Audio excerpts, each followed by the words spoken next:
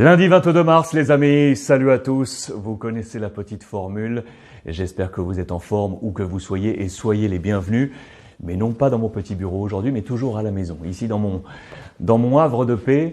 Pour vous adresser un petit message, je vous ai posté ce matin quelques mots pour vous dire que j'avais quelque chose à vous annoncer.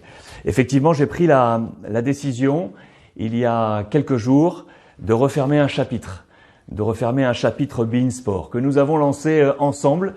C'était il y a 9 ans, en 2012, quasiment jour pour jour, nous ouvrions ensemble l'antenne de beIN Sport France. 9 années pour vivre des aventures incroyables avec la Ligue 1, la Ligue 2, l'Euro, la Coupe du Monde, la Ligue Europa, la Champions League et tout ça sur site partout en Europe et sur la planète. Je pense à la Coupe du Monde au Brésil où nous étions ensemble sur cette plage de Rio pour ouvrir ce grand rendez-vous. Je pense à toutes ces finales de Ligue des Champions au bord de cette pelouse pour sentir cette atmosphère incroyable. Je repense à l'Euro 2016 en France pour accompagner le parcours incroyable de l'équipe de France. Tant de souvenirs partagés avec vous et avec les équipes de beIN Sport, bien évidemment avec l'ensemble de la rédaction et de toutes les équipes, quels que soient les services. Ces équipes, je les remercie aujourd'hui du fond du cœur parce que ces équipes m'ont permis de poursuivre mon accomplissement professionnel et donc personnel. L'un ne va pas sans l'autre chez moi, c'est sûr. Ma vie professionnelle est au plein cœur de ma vie. Je ne peux pas les dissocier. Alors voilà, je voulais adresser un grand merci et je souhaite le meilleur à beIN Sport. Et je sais qu'aujourd'hui, en 9 ans, cette chaîne est devenue une référence en France, en Europe et sur la planète sport.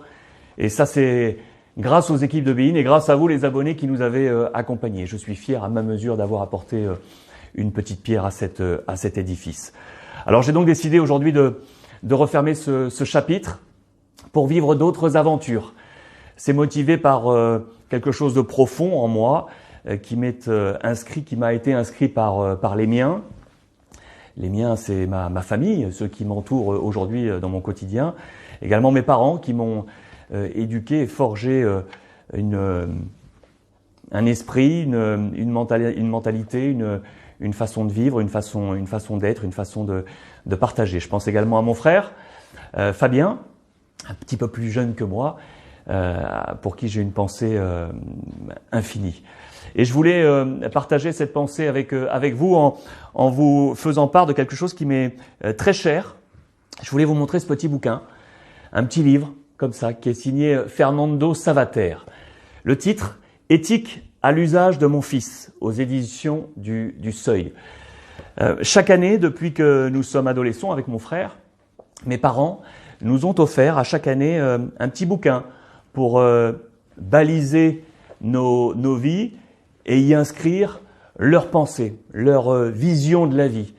Et chaque année, voilà, mon père y inscrivait en forme de paraphe un petit mot pour inscrire comme ça sa pensée, comme je vous l'indiquais. Aujourd'hui, ça a une valeur particulière pour moi parce que je vous en ai parlé. Mon père est atteint de la maladie d'Alzheimer. Mon père est toujours en vie aux côtés de ma mère, mais sa mémoire n'est plus. Donc c'est comme s'il était parti. Et sa mémoire, elle reste en moi grâce à ces petits bouquins et à ces écrits. Et vous allez comprendre pourquoi aujourd'hui je voulais absolument vous lire ce qu'il m'avait écrit en mars 94. J'avais donc alors 19 ans, pas encore 20 ans. J'avais 19 ans et je vous lis ça. Mon père se prénomme également Alexandre. Et je vous lis son écrit. Alexandre. Quand j'étais gamin, il y avait chez moi, accroché à un mur, une petite faïence peinte qui disait « 5 ans, mon papa sait tout. 10 ans, mon papa sait beaucoup de choses. 17 ans, papa croit tout savoir. 25 ans, mon père ne sait pas grand-chose. 45 ans, si mon papa était encore là. J'y repense souvent en pensant à vous et à mon père. Ce que je sais, peu ou prou, je m'en sers pour moi. Mais je me dois aussi de m'en servir au moment où vous vous apprêtez à entrer dans la vie d'adulte responsable. L'essentiel de ce que m'a appris mon père tient en ceci, je cite. La vie vaut la peine d'être vécue pleinement. Pour la choisir et la réussir, il faut la réfléchir et agir en conséquence. Fermez les guillemets. C'est cela l'éthique et c'est cela que Fernando Savater explique si bien à son fils dans ce petit essai « Sois l'artisan de ta vie et sois heureux, papa, mars 94. » Sois l'artisan de ta vie et sois heureux.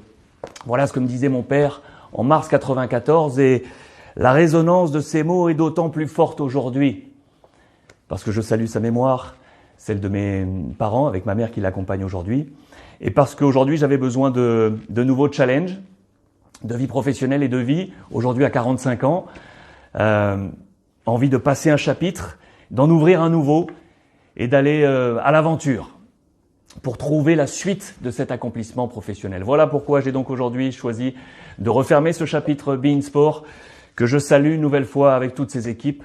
Longue vie à cette chaîne fabuleuse et j'espère pouvoir trouver moi la suite de mon accomplissement. Les amis, soyez sûrs que nous allons continuer à vivre notre passion ensemble. Ce qui est sûr, c'est que je compte sur vous. Ce qui est sûr également, c'est que vous pouvez et que vous pourrez compter sur moi. Soyons l'artisan de nos vies, les amis, et soyons heureux.